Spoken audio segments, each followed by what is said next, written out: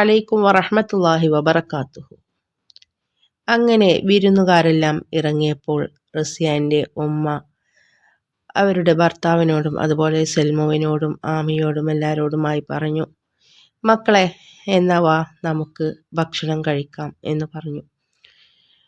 ആമി അവരുടെ കൂടെ ഇരുന്നുവെങ്കിലും അവരുടെ കൂടെ ഇരുന്ന് ഉമ്മമ്മയും ഉപ്പപ്പയും സെൽമമേമയും എല്ലാം അങ്ങനെ അവിടെ നിൽക്കുമ്പോൾ അവരുടെ കൂടെ ഇരുന്ന് വയറ് നിറയെ ഭക്ഷണം കഴിക്കാനൊന്നും അവൾക്ക് കഴിഞ്ഞിരുന്നില്ല. അവൾ ഫോർമാലിറ്റിക്ക് ഇരുന്ന് കുറച്ച് കഴിച്ച് എണീക്കുകയായിരുന്നു. അങ്ങനെ എല്ലാവരും ഇരുന്ന് ഭക്ഷണം കഴിക്കുകയായിരുന്നു. അതിനിടയിൽ റസിയാൻ്റെ ഉമ്മ പറഞ്ഞു, അൽഹംദുലില്ലാ, ഇപ്പോഴാണ് മനസ്സിനൊരു സന്തോഷമായത്. എൻ്റെ മോൾക്കെങ്കിലും നല്ലൊരു ജീവിതം കിട്ടുന്നുണ്ടല്ലോ, അൽഹംദുലില്ലാ, പടച്ചവൻ അത് നിലനിർത്തി തരട്ടെ, ആമീൻ ഇൻഷാ അല്ലാ എന്ന് പറഞ്ഞു. അത് കേട്ടപ്പോൾ റസിയാൻ്റെ ഉപ്പ പറഞ്ഞു, അതെ, അവർ നമ്മളെക്കാളൊക്കെ എത്ര പണക്കാരും പദവിയിലും ഉള്ളവരാണ്. നമ്മൾ അവരെക്കാൾ എത്ര പാവങ്ങളാണ്. എന്നാലും അവരുടെ പെരുമാറ്റവും അവരുടെ ആ ഒരു എളിമയും സ്നേഹവും എല്ലാം കണ്ടോ, എല്ലാവരോടും സ്നേഹത്തോടും ബഹുമാനത്തോടും കൂടിയാണ് അവർ പെരുമാറുന്നത്. അത്രയും വലിയ പണക്കാരാണെന്നോ പൈസക്കാരാണെന്നോ എന്നൊരു വിചാരമേ ഇല്ല. അത്രയും നല്ല പെരുമാറ്റം ആണ്. ഇങ്ങനെ വേണം മനുഷ്യന്മാരായാൽ. ഏതായാലും എൻ്റെ ആമിമോൾക്ക് ഇങ്ങനെയൊരു ബന്ധം കിട്ടുമ്പോൾ എൻ്റെ മോൾക്ക് റസിയാക്കും അത് വലിയ സന്തോഷമായിരിക്കും. മറ്റു 2 പേർക്കോ അവർക്ക് ഇഷ്ടപ്പെട്ട ജീവിതമോ നല്ലൊരു ജീവിതമോ കിട്ടിയില്ല, മോൾക്കെങ്കിലും കിട്ടിയല്ലോ, അൽഹംദുലില്ലാ എന്നെല്ലാം പറഞ്ഞു. അങ്ങനെ എല്ലാവരും ഭക്ഷണം കഴിച്ച് കഴിഞ്ഞു. അങ്ങനെ അവരവരുടെ റൂമിലേക്ക് പോയി. ആ സമയത്താണ് ആമി വിചാരിച്ചത്, ഇനി ഉമ്മാക്കൊന്ന് വിളിച്ചു നോക്കാം എന്ന്. അങ്ങനെ വല്യമ്മാൻ്റെ വിവരം അറിയാനായിട്ട് ആമി റസിയാനെ വിളിച്ചു. ഹലോ, അസ്സലാമു അലൈക്കും, എന്തായി ഉമ്മ, നിങ്ങൾ ഹോസ്പിറ്റലിലാണോ അതോ ഹോസ്പിറ്റലിൽ നിന്നും തിരിച്ചെത്തിയോ എന്നെല്ലാം ചോദിച്ചു. റസിയ പറഞ്ഞു, വഅലൈക്കും അസ്സലാം, മോളെ, ഞങ്ങൾ ഹോസ്പിറ്റലിൽ നിന്ന് ഇപ്പോൾ വന്ന് കയറിയതേ ഉള്ളൂ. ഉമ്മമാക്ക് കാലിന് കുഴപ്പമൊന്നുമില്ല, എക്സ്റേ എല്ലാം എടുത്തു, ചെറിയൊരു ചതവുണ്ട്, ചെറുതായിട്ടൊന്ന് കെട്ടിയിട്ടുണ്ട്, അത്രയേ ഉള്ളൂ, ഒരാഴ്ച റെസ്റ്റ് എടുത്താൽ മാറും, വലിയ പ്രശ്നമൊന്നുമില്ല എന്നെല്ലാം പറഞ്ഞു. അപ്പോൾ ആമി പറഞ്ഞു, അല്ലെങ്കിലും ഇപ്പോൾ ഉമ്മമാക്ക് എന്താ പണി, റെസ്റ്റ് തന്നെയല്ലേ, ജോലിയെല്ലാം ഉമ്മയല്ലേ അവിടെ എടുക്കാറുള്ളത്, ഉമ്മമാക്ക് അല്ലെങ്കിലേ റെസ്റ്റ് അല്ലേ. ഇനിയിപ്പോൾ ഇതിൻ്റെ പേരും കൂടി ആയാൽ റൂമിൽ കിടന്ന് ഉമ്മ അങ്ങോട്ട് ഭക്ഷണമെല്ലാം എത്തിച്ചു കൊടുക്കേണ്ടി വരും, അത്ര തന്നെ, അല്ലെങ്കിൽ തന്നെ വല്യമ്മക്ക് റെസ്റ്റ് തന്നെയല്ലേ എന്നെല്ലാം പറഞ്ഞു. അപ്പോൾ റസിയ പറഞ്ഞു, അത് സാരമില്ല മോളെ, എന്നിട്ട് മോള് അവിടെ ഉണ്ടായ വിശേഷങ്ങളെല്ലാം പറ, എന്തായി, അവിടെ വന്ന് പോയോ, സെയിൻ മോനും അവൻ്റെ വീട്ടുകാരുമെല്ലാം അവിടെ വന്ന് പോയോ എന്നെല്ലാം ചോദിച്ചു. ഉമ്മ, അവരെല്ലാം വന്നു, എല്ലാം മംഗളമായി കഴിഞ്ഞു, ഉമ്മ ഇല്ലാത്തൊരു കുറവേ ഉണ്ടായിരുന്നുള്ളൂ, വേറെ എല്ലാം ഭംഗിയായി കഴിഞ്ഞു എന്ന് പറഞ്ഞു. എന്താ മോളെ അവർക്ക് കൊടുത്തത് എന്ന് ചോദിച്ചു. അപ്പോൾ ആമി പറഞ്ഞു, എല്ലാം കൊടുത്തിരുന്നു ഉമ്മ, പത്തിരിയും ചിക്കനും പൊറോട്ടയും ബീഫും ബിരിയാണി എല്ലാം ഉണ്ടായിരുന്നു. അപ്പോൾ റസിയ പറഞ്ഞു, മോളെ ഒരുപാട് പൈസ ആയിട്ടുണ്ടാവുമല്ലേ, ഉപ്പപ്പാൻ്റെ കയ്യിൽ അതിനെല്ലാം ഉണ്ടായിരുന്നോ എന്നെല്ലാം ചോദിച്ചു. അപ്പോൾ ആമി പറഞ്ഞു, ഉമ്മ എന്തായി പറയുന്നത്, ഉമ്മാക്ക് തോന്നുന്നുണ്ടോ ഞാൻ ഉപ്പപ്പാനെ കൊണ്ടും ഉമ്മമാനെ കൊണ്ടും അങ്ങനെയുള്ള കാര്യത്തിന് പൈസ ചെലവാക്കിപ്പിക്കുമെന്ന്? നമ്മുടെ വീട്ടിലാണെങ്കിൽ നമ്മൾ അവിടെ ഉണ്ടാക്കണ്ടേ, അവിടെ എന്തായാലും ഉപ്പയോ വല്യമ്മയോ അവരാരെങ്കിലും പൈസ എടുക്കുമെന്ന് ഉമ്മാക്ക് തോന്നുന്നുണ്ടോ? അപ്പോഴാണെങ്കിലും ഞാൻ എടുക്കേണ്ടി വരില്ലേ? ഇവിടെയും അങ്ങനെ തന്നെയാണ് ചെയ്തത്, ഉപ്പപ്പാൻ്റെയും ഉമ്മമാൻ്റെയും അടുത്തൊന്നുമില്ല എന്ന് എനിക്കറിയാലോ, അവർക്ക് കിട്ടുന്ന പെൻഷൻ പൈസയും അതുപോലെ നമ്മൾ ആരെങ്കിലും എപ്പോഴെങ്കിലും വരുമ്പോൾ കൊടുക്കുന്ന എന്തെങ്കിലും പൈസയാണ് അവരുടെ കയ്യിൽ ഉണ്ടാവുക. അത് അവരുടെ ചെലവിന് തന്നെ കഷ്ടിച്ചേ ഉള്ളൂ. അതുപോലെ തന്നെ ഉപ്പപ്പാൻ്റെയും ഉമ്മമാൻ്റെയും മരുന്നിനും ഒന്നും തികയില്ല എന്ന് എനിക്കറിയാം. അതുകൊണ്ട് ഉമ്മ, ഞാൻ തന്നെയാണ് എല്ലാ പൈസയും എടുത്തത്, ഒന്നും അവരെ കൊണ്ട് എടുപ്പിച്ചിട്ടില്ല എന്നെല്ലാം പറഞ്ഞു. അപ്പോൾ റസിയ പറഞ്ഞു, നീ ചെയ്യുമെന്ന് എനിക്കറിയാം മോളെ, എന്നാലും ഞാൻ അറിയാതെ പറഞ്ഞു പോയതാണ് എന്നെല്ലാം പറഞ്ഞു. പിന്നെ എന്തുണ്ട് ഉമ്മ വേറെ വിശേഷങ്ങൾ, അവിടെ ഉമ്മാക്ക് സുഖമല്ലേ, കുഴപ്പമൊന്നുമില്ലല്ലോ, ഞാനില്ലാത്തത് കൊണ്ട് ജോലിയെല്ലാം ഉമ്മ ഒറ്റയ്ക്ക് ചെയ്യേണ്ടി വരും അല്ലേ, ഉമ്മാക്ക് ഉറങ്ങാൻ സമയം കിട്ടുന്നുണ്ടോ ഉമ്മ എന്നെല്ലാം ചോദിച്ചു. അപ്പോൾ റസിയ പറഞ്ഞു, മോളെ, ഞാനിത് ഇന്നും ഇന്നലെയൊന്നും തുടങ്ങിയതില്ലല്ലോ, നീ ഉണ്ടാവുന്നത് വരെയും നീ വലുതാവുന്നത് വരെയെല്ലാം ഞാൻ ഒറ്റയ്ക്ക് തന്നെയല്ലേ ഇതെല്ലാം ചെയ്തിരുന്നത്, അതുകൊണ്ട് എനിക്കതൊന്നും പ്രശ്നമില്ല എന്നെല്ലാം പറഞ്ഞു. അപ്പോൾ ആമി പറഞ്ഞു, അന്നത്തെ പോലെയല്ലല്ലോ ഉമ്മ, ഉമ്മാക്കും പ്രായമായി വരികയല്ലേ, അതിനനുസരിച്ച് ജോലിയെല്ലാം എടുക്കാൻ അന്നത്തെ പോലെ കഴിയുമോ? എന്തായാലും ഇൻഷാ അല്ലാ എല്ലാം ശരിയാകും. എന്നാ ഉമ്മ ഞാൻ വെക്കട്ടെ എന്ന് പറഞ്ഞുകൊണ്ട് അവൾ ഫോൺ വെച്ചു. അമീർ പതിവ് പോലെ അവൻ്റെ റൂമിൽ കയറി ഇങ്ങനെ ഇരിക്കുകയായിരുന്നു, വാതിലെല്ലാം അടച്ച്. ഈയിടെയായി അവൻ പുറത്തൊന്നും പോകാറില്ല. കാരണം ജോലി നഷ്ടപ്പെട്ടത് കൂട്ടുകാരറിഞ്ഞു കഴിഞ്ഞാൽ അവരോട് എന്ത് പറയും? അതുകൊണ്ട് തന്നെ അവൻ പുറത്ത് ഇറങ്ങാതെ മിക്കപ്പോഴും തൻ്റെ റൂമിലായിരിക്കും. ജോലി നഷ്ടപ്പെട്ട കാര്യം അവരോട് പറയാനോ അവരെ ഫേസ് ചെയ്യാനോ ഉള്ള ധൈര്യം അവനുണ്ടായിരുന്നില്ല. അങ്ങനെ ഇരിക്കുമ്പോഴാണ് അവൻ്റെ ഫോൺ ഇങ്ങനെ റിങ് ചെയ്യുന്നത്. ഫോൺ എടുത്തു നോക്കിയപ്പോൾ ഷഹാനയായിരുന്നു. ഷഹാനയുടെ നമ്പർ കണ്ടപ്പോഴാണ് അവൻ മനസ്സിൽ വിചാരിച്ചത്, ശരിയാണല്ലോ, താൻ വന്നിട്ട് അവിടെ ഓഫീസിൽ നിന്ന് പോന്നിട്ട് ഏകദേശം ഒരാഴ്ച ആവാനായി. ഇതുവരെ ഷഹാനയെ വിളിച്ചിട്ടില്ല. പിന്നെ ഇനിയിപ്പോൾ അവൾക്ക് അതിൻ്റെ പരാതിയായിരിക്കും. അവൻ എന്ത് വേണം, ഫോൺ എടുക്കണോ വേണ്ടയോ എന്ന് ഇങ്ങനെ സംശയിച്ചു.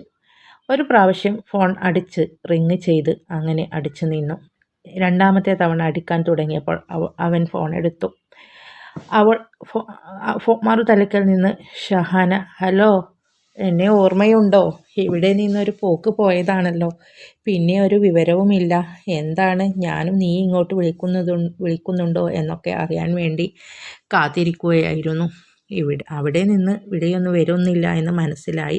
അതുകൊണ്ടാണ് പിന്നെ ഇനി അങ്ങോട്ട് വിളിക്കാമെന്ന് തീരുമാനിച്ചത്. എന്തായി എന്നെല്ലാം ചോദിച്ചു. അമീർ പറഞ്ഞു, എനിക്കൊന്നും തോന്നുന്നില്ലടോ, ഒരു മൂഡുമില്ല. ഞാനിവിടെ എൻ്റെ റൂമിൽ ഇങ്ങനെ ഇരിക്കുകയാണ്. എനിക്ക് പുറത്തോട്ട് പോകാനോ കൂട്ടുകാരെ ഫേസ് ചെയ്യാനോ ഒന്നും തോന്നുന്നില്ല. ആ ടെൻഷനിടയിൽ നിന്നെ വിളിക്കാൻ വിട്ടുപോയതാണ്, സോറി ഇടാ എന്നൊക്കെല്ലാം പറഞ്ഞു. എന്നിട്ട് എന്തുണ്ട് അവിടുത്തെ വിശേഷങ്ങൾ? അവൾ അവിടെ തന്നെ ഇല്ലേ? സുൽത്താൻ രാജകുമാരി അവിടെ തന്നെ ഇല്ലേ? അവൾ ആ നശിച്ചവൾ എന്നെല്ലാം ചോദിച്ചു. അപ്പോൾ അമീർ പറഞ്ഞു, അതിനിടയ്ക്കൊരു സംഭവം ഉണ്ടായിടി. പിന്നെ എൻ്റെ ഉമ്മാൻ്റെ വീട്ടിൽ പോയിരിക്കുകയാണ്. ഇവിടെ നിൽക്കണ്ട എന്ന് അവൻ പറഞ്ഞിട്ടുണ്ടാവും. എന്താണെന്നൊന്നും അറിയില്ല. അവളെ അങ്ങോട്ട് കെട്ടിയിട്ടുണ്ട്. സമാധാനം. ആ നശിച്ചവളുടെ മുഖം ഇപ്പോൾ കണി കാണേണ്ട. അല്ലെങ്കിൽ രാവിലെ എണീറ്റ് വരുമ്പോൾ അവളെയാണ് കണി കാണുക. ആ ദിവസം പോയി കിട്ടും. ഇപ്പോൾ തന്നെ ജോലിയെല്ലാം നഷ്ടപ്പെട്ടതെല്ലാം ആ തലതെറിച്ചവളെ കണ്ണിൽ കണ്ടുകൊണ്ടാണ്. ഇപ്പോൾ അവളുടെ മുഖം കാണേണ്ട. അങ്ങനെയൊരു സമാധാനമുണ്ട് എന്ന് ചോദിച്ചു. അപ്പോൾ ഷഹാന ചോദിച്ചു, എങ്ങോട്ട്? നിൻ്റെ ഉമ്മാൻ്റെ വീട്ടിലേക്കോ എന്ന് ചോദിച്ചു. അങ്ങോട്ട് തന്നെ. അപ്പോൾ ഷഹാന പറഞ്ഞു, അത് ഇപ്പോൾ എന്ത് പറ്റി? എന്തെങ്കിലും ഇഷ്യൂ എന്തെങ്കിലും ഉണ്ടായോ നിൻ്റെ ഉപ്പയുമായിട്ട് എന്ന് ചോദിച്ചു. അല്ല, പ്രത്യേകിച്ചൊന്നും ഉണ്ടായിട്ടല്ല. എന്താണെന്നറിയില്ല. ഉമ്മമാക്കും ഉപ്പപ്പാക്കും കൂട്ടിനാണോ ഒന്നൊന്നും അറിയില്ല. അവർ പ്രായമായിരിക്കുകയാണ്, സുഖമില്ലാതെ എല്ലാമാണ്. അപ്പോൾ ഇനി അവർക്ക് കൂട്ടിന് പോയതാ എന്താണെന്നും അറിയില്ല. ഇവിടെ വേറെ പ്രത്യേകിച്ച് പ്രശ്നമൊന്നും ഉണ്ടായിട്ടില്ല. ഇവിടെ ഇപ്പോൾ ഉണ്ടായ പ്രശ്നം, ഉമ്മമ്മ ഒന്ന് വീണു, ഇപ്പോൾ വലിയ കുഴപ്പമൊന്നുമില്ല, അങ്ങനെയാണ് എന്നെല്ലാം പറഞ്ഞു. അപ്പോൾ അവൾ ചോദിച്ചു, പിന്നെ വേറെ എന്തൊക്കെ വിശേഷം എന്ന് ചോദിച്ചു. അപ്പോൾ അമീർ പറഞ്ഞു, എന്താ അങ്ങനെ പോണുണ്ട്. പിന്നെ എന്താ നിൻ്റെ വിശേഷം, നീ പറ എന്ന് പറഞ്ഞു. അപ്പോൾ ഷഹാന പറഞ്ഞു, അല്ല, നമ്മൾ ഒരു ജോലിക്കൊന്നും പോവാതെ വീട്ടിൽ തന്നെ അടച്ചു കുത്തിയിരുന്നാൽ എല്ലാം ശരിയാവുമോ? പിന്നെ ഞാനൊരു കാര്യം തീരുമാനിച്ചിട്ടുണ്ട്. നീയും കൂടി ഓക്കെ ആണെങ്കിൽ നമുക്ക് മുൻപോട്ട് പോവാം എന്ന് പറഞ്ഞു. അപ്പോൾ അമീർ പറഞ്ഞു, എന്താടോ കാര്യം പറ എന്നെല്ലാം പറഞ്ഞു. അപ്പോൾ ഷഹാന പറഞ്ഞു, പിന്നെ നമുക്ക് 2 പേർക്കും കൂടി ഒരു സൂപ്പർ മാർക്കറ്റ് ഓപ്പൺ ചെയ്താലോ? അവൻ്റെ കടയേക്കാൾ നമുക്ക് മുന്നിലെത്തണം. നമുക്ക് തുടക്കം തന്നെ കുറച്ച് ഗ്രാൻഡായിട്ട് തുടങ്ങാം. അതിനൊരു 1 കോടിയുടെ ചിലവ് വരും. ഞാൻ ഉപ്പാനോട് പറഞ്ഞിട്ട് എൻ്റെ അക്കൗണ്ടിൽ കുറച്ച് പൈസ ഉണ്ടായിരുന്നു. പിന്നെ തൽക്കാലം ഉപ്പാനോട് പറഞ്ഞിട്ട് വീടിൻ്റെ ആധാരം ഒന്ന് പണയം വെച്ചു. നമ്മൾ തുടങ്ങുമ്പോൾ കുറച്ച് നല്ല ഗ്രാൻഡായിട്ട് തന്നെ തുടങ്ങണം. ഒരു 50 ലക്ഷം എങ്കിലും ബഡ്ജറ്റ് വേണം. അതുകൊണ്ട് 25 ഞാനും 25 നീയും എടുക്കാം, ഓക്കെ ആണോ? അപ്പോൾ അമീർ പറഞ്ഞു, എവിടുന്നാ എൻ്റെ കയ്യിൽ 25 ലക്ഷം? 25,000 അല്ല നീ പറയുന്നത്, 25 ലക്ഷമാണ് എന്നെല്ലാം പറഞ്ഞു. അപ്പോൾ ഷഹാന പറഞ്ഞു, അങ്ങനെ തന്നെയാണ്. വിജയിക്കണമെങ്കിൽ അങ്ങനെയെല്ലാം വേണം. നിൻ്റെ കയ്യിലില്ലെങ്കിലും നിൻ്റെ ഉപ്പാൻ്റെ കയ്യിലുണ്ടാവും. ഇനി അതുമല്ലെങ്കിൽ ഞാൻ കണ്ടില്ലേ ഇപ്പോൾ ഉപ്പാനോട് പറഞ്ഞ് ഞങ്ങളുടെ ആധാരം പണയം വെച്ചിരിക്കുകയാണ്, അതുപോലെ ചെയ്യാൻ പറയണം. വരുമാനം കിട്ടി തുടങ്ങുമ്പോൾ തിരിച്ചെടുത്ത് കൊടുക്കാമല്ലോ. എന്തായാലും ഇപ്പോൾ പെൺമക്കളെല്ലാം കെട്ടിച്ചു പോയാൽ നിനക്കുള്ള സ്വത്ത് തന്നെയല്ലേ. അതുകൊണ്ട് നീ എങ്ങനെയെങ്കിലും ഉപ്പാനോട് സോപ്പിട്ടിട്ട് അത് ആധാരം പണയം വെക്കാൻ ചോദിച്ചു നോക്കണം എന്ന് പറഞ്ഞു. അപ്പോൾ അമീർ പറഞ്ഞു, അതെ ആമി, എനിക്ക് നടക്കുമോ എന്നൊന്നും അറിയില്ല. ഇപ്പോഴും സ്വത്തൊന്നും മക്കളുടെ പേരിലൊന്നും ആക്കിയിട്ടില്ല. അത് ഉമ്മമാൻ്റെ പേരിൽ തന്നെയാണ് ഇപ്പോഴും. ആരുടെയും പേരിലാക്കിയിട്ടൊന്നുമില്ല. ഉപ്പപ്പ മരിച്ച ശേഷം ഉമ്മമാൻ്റെ പേരിൽ തന്നെയാണ് എന്നെല്ലാം പറഞ്ഞു. അപ്പോൾ ഷഹാന പറഞ്ഞു, ഉമ്മമാനെ കാര്യങ്ങൾ പറഞ്ഞ് മനസ്സിലാക്കണം. അതെല്ലാം നീ വിചാരിച്ചാൽ നടക്കും. അല്ലാതെ ഇങ്ങനെ റൂമിൽ വാതിലടച്ചിരുന്നാൽ ഒന്നും നടക്കില്ല. ഞാൻ പറഞ്ഞു എന്നുള്ളൂ.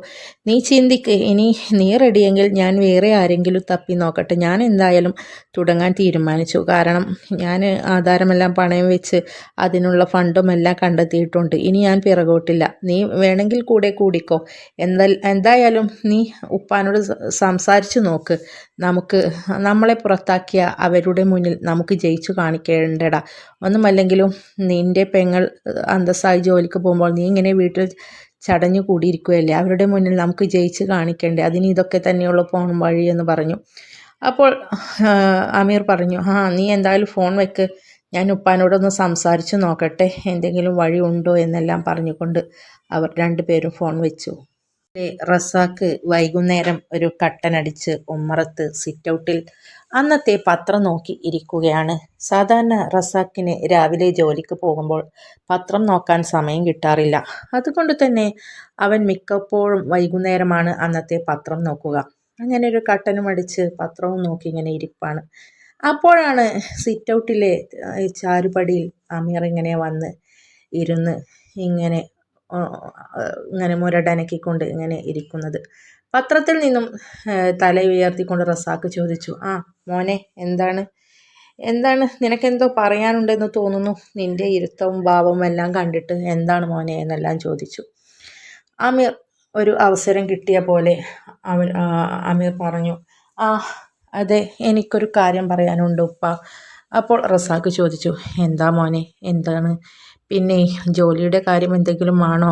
ഓഫീസിൽ നിന്ന് പിന്നെ ആരെങ്കിലും വിളിച്ചോ? എന്തെങ്കിലും ആയോ? നിനക്ക് ഒരു പ്രതീക്ഷയുണ്ടായിരുന്നല്ലോ വീണ്ടും അങ്ങോട്ട് തന്നെ പോകാമെന്നെല്ലാം. നീ അപ്പോൾ അവളോട് സംസാരിക്കുകയൊന്നും ചെയ്തില്ലേ? ഞാൻ നിന്നോട് പറഞ്ഞില്ലേ, എങ്ങനെയെങ്കിലും അവളോട് കരഞ്ഞ് കാല് പിടിച്ചിട്ടായാലും വേണ്ടില്ല, അഭിനയിച്ചിട്ടായാലും വേണ്ടില്ല, അവിടെ വീണ്ടും കയറിപ്പറ്റാൻ നോക്കണം എന്നെല്ലാം. അപ്പോൾ അമീർ പറഞ്ഞു, അപ്പോഴേക്കുമല്ലേ അവൾ ഇവിടെ നിന്ന് മുങ്ങിയത്. ഇനി ഉമ്മമാൻ്റെ വീട്ടിൽ പോയിട്ട് എനിക്ക് അവളുടെ കാല് പിടിക്കാനൊന്നും വയ്യ. പിന്നെ എനിക്ക് പുതിയൊരു ഓപ്പർച്യൂണിറ്റി വന്നിട്ടുണ്ട് ഉപ്പ, ഇനി അതിലേക്ക് തിരിയാം. അപ്പോൾ റസാക്ക് ചോദിച്ചു, എന്താണ് മോനെ പുതിയത്, എന്താണ് എന്ന് ചോദിച്ചു. അപ്പോൾ അവൻ പറഞ്ഞു, ഉപ്പ, ഞാൻ പറഞ്ഞിരുന്നില്ലേ എൻ്റെ കൂടെ ഓഫീസിൽ നിന്ന് പുറത്താക്കിയ ഷഹാന എന്ന എൻ്റെ ഫ്രണ്ടിനെ കുറിച്ച്. പിന്നെ അവൾ ഇന്ന് വിളിച്ചിരുന്നു. അവൾ പറഞ്ഞു എനിക്കും അവൾക്കും കൂടി ഒരു പുതിയ ബിസിനസ് തുടങ്ങാമെന്ന്. അപ്പോൾ റസാക്ക് ഇങ്ങനെ പത്രമെല്ലാം അവിടെ വെച്ച് ഉന്മേഷത്തോടെ ഇങ്ങനെ ഇരുന്ന്, അത് കൊള്ളാമല്ലോ, സ്വന്തമായിട്ടൊരു ബിസിനസ്, മറ്റുള്ളവൻ്റെ അടിമപ്പണി ചെയ്യുന്നതിനേക്കാൾ നല്ലത് അതാണ്. അതിന് പൈസ വേണ്ട മോനെ, അവൾ എടുക്കാം എന്തെങ്കിലും പറഞ്ഞോ? എന്താണ് തെളിയിച്ചു പറയുന്നു പറഞ്ഞു. അപ്പോൾ അവൻ പറഞ്ഞു, അതാണ് ഉപ്പ ഞാൻ പറഞ്ഞു വരുന്നത്. പിന്നെ അതിന് കുറച്ച് പൈസ വേണം. അപ്പോൾ റസാഖ് ചോദിച്ചു, കുറച്ച് പൈസ എന്ന് പറയുമ്പോൾ 1,00,000 എന്തെങ്കിലും മതിയാവോ? അങ്ങനെയാണെങ്കിൽ അന്ന് മറ്റവൻ എൻ്റെ കയ്യിൽ കല്യാണത്തിന് തന്ന പൈസയിൽ കുറച്ച് ബാക്കിയിരിപ്പുണ്ട്, അത് എടുത്ത് നമുക്ക് എന്തെങ്കിലും ചെയ്യാമെന്ന് പറഞ്ഞു. അപ്പോൾ അമീർ പറഞ്ഞു, 1,00,000മോ? എന്താണ് ഉപ്പ ഈ പറയുന്നത്? 1,00,000 കൊണ്ട് നല്ലൊരു ബിസിനസ് തുടങ്ങാൻ പറ്റുമോ? 25 ലക്ഷം വേണമെന്നാണ് അവൾ പറഞ്ഞത്. ടോട്ടൽ 50 ലക്ഷമാണ്. അതിൽ 25 ലക്ഷം അവൾ എടുക്കാം എന്ന് പറഞ്ഞിട്ടുണ്ട്. 25 ലക്ഷം നമ്മളോടും എടുക്കാം എന്നാണ് പറഞ്ഞത്.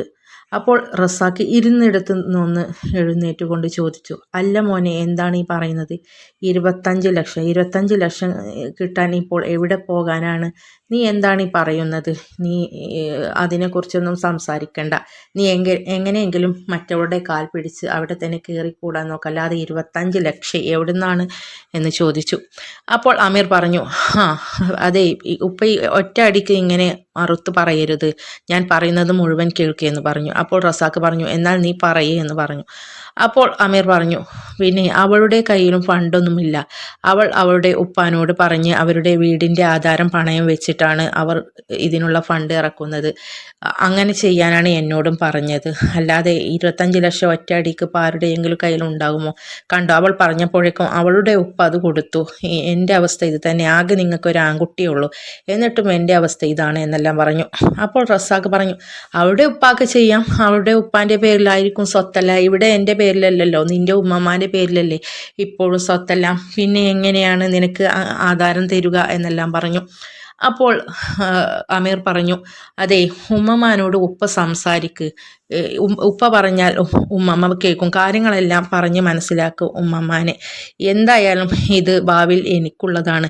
പിന്നെ അപ്പോൾ എൻ്റെ ഒരു ആവശ്യത്തിന് വേണ്ടി അതിൻ്റെ ആധാരം പണയം വെച്ച് എന്ന് വെച്ച് എന്താണ് വരാൻ പോവുക? അതുകൊണ്ട് ഉമ്മമ്മാനോട് ഉപ്പ എന്തായാലും ഒന്ന് സംസാരിച്ച് നോക്ക്. ഒരു കാര്യം ചെയ്യാം, ഈ പൈസയൊക്കെ ഒരു കൊല്ലത്തിൻ്റെ ഇടയിൽ തന്നെ നല്ലൊരു ബിസിനസ് ആണെങ്കിൽ 1 വർഷം കൊണ്ട് തന്നെ ഈ പറഞ്ഞ 25 ലക്ഷമൊക്കെ ഉണ്ടാക്കിയെടുക്കാൻ അധികം പാടൊന്നുമില്ല. അപ്പോൾ തന്നെ നമുക്ക് ആധാരം തിരിച്ചെടുത്ത് കൊടുക്കാം, ഉപ്പയൊന്ന് സംസാരിച്ച് നോക്ക് എന്നെല്ലാം പറഞ്ഞു. ഇത് കേട്ടപ്പോൾ റസാക്കിന് മനസ്സിൽ അങ്ങനെ, അത് കൊള്ളാമല്ലോ ഇവൻ പറഞ്ഞതുപോലെ, എന്തായാലും ഉമ്മയോടൊന്ന് സംസാരിച്ച് നോക്കട്ടെ. അപ്പോൾ അമീർ പറഞ്ഞു, ഇനിയല്ല ഉപ്പാൻ്റെ മിടുക്ക് പോലെ ഇരിക്കും, ഓൾ ദ ബെസ്റ്റ് എന്നെല്ലാം പറഞ്ഞു. അവൻ പോയി കഴിഞ്ഞിട്ടും എന്ത് ചെയ്യണമെന്നറിയാതെ റസാക്ക് ഇങ്ങനെ ചിന്തിച്ചിരിക്കുകയാണ്. അപ്പോഴാണ് അങ്ങോട്ട് നമ്മുടെ ജമീലത്ത് വരുന്നത്, റസാക്കിൻ്റെ ഉമ്മ. എന്താ മോനെ ഒരു ചിന്ത, നീ ചായ മുഴുവൻ കുടിച്ചില്ലേ? എന്താണ് ആലോചിച്ചിരിക്കുന്നത്? അമീറിൻ്റെ കാര്യം എന്തെങ്കിലും ആണോ? അവൻ ഇവിടെ നിന്നാണ് പോകുന്നത് കണ്ടല്ലോ എന്ന് ചോദിച്ചു. അപ്പോൾ റസാക്ക് പറഞ്ഞു, ഉമ്മ, അവൻ്റെ കാര്യം തന്നെയാണ്, അവൻ്റെ കാര്യമാണ് ഇപ്പോൾ വലിയ കഷ്ടം. ഉള്ള ജോലിയും പോയി, അവൾക്കിട്ടൊരു പണി കൊടുക്കാൻ നോക്കിയതാണ്, അപ്പോൾ അവൻ്റെ പണി പോയി കിട്ടി, അല്ലാതെ എന്താ ചെയ്യുക എന്ന് പറഞ്ഞു. അപ്പോൾ ജമീലത്ത പറഞ്ഞു, അത് തന്നെ, അവൾ കൊണ്ടുവരുന്ന പൈസ കയ്യിൽ ഉണ്ടായിരുന്നു, ഇപ്പോൾ അതും പോയി കിട്ടി, അവളും ഇവിടെ നിന്ന് പോയി, ഇവനും ഒരു പണിയില്ല, ഇനിയിപ്പോൾ എന്ത് ചെയ്യാനാണ് എന്നെല്ലാം ചോദിച്ചു. അപ്പോൾ റസാക്ക് പറഞ്ഞു, ഉമ്മ, അതിനെല്ലാം ഒരു വഴി തെളിഞ്ഞു വന്നിട്ടുണ്ട്, പക്ഷേ ഉമ്മ സഹകരിക്കണം, എന്നാലേ കാര്യങ്ങൾ നടക്കൂ എന്ന് പറഞ്ഞു. അപ്പോൾ ജമീലത്ത് ചോദിച്ചു, ഞാനോ? ഈ വയസ്സാം കാലത്ത് എന്നെക്കൊണ്ട് എന്ത് ചെയ്യാനാ മോനെ? അവന് ജോലി കിട്ടാൻ വേണ്ടിയിട്ട് എവിടെങ്കിലും പോയി പറയുന്ന കാര്യമാണോ? കൈയും കാലും പിടിച്ചിട്ട് ആണെങ്കിലും വേണ്ടില്ല, ഞാനും കൂടെ പോരാം. എവിടെയാണ്, ആരുടെ അടുത്താണ് ജോലി എന്നെല്ലാം ചോദിച്ചു.